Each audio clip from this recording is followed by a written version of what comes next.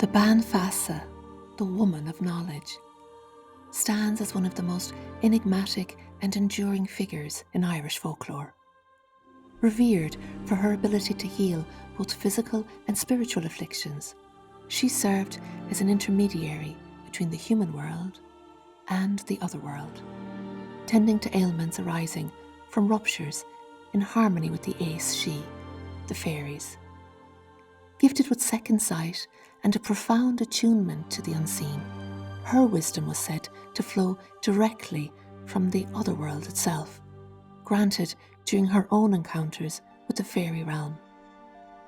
Psychologically, she functioned as a vital container for overwhelming emotions, offering a place where the inexplicable could be held, named, and integrated into the community's understanding of life.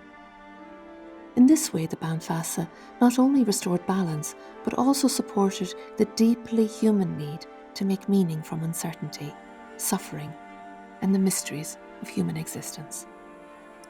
Join me, Eileen, in exploring this extraordinary figure in Irish folklore, this symbolic bridge to an unseen shore.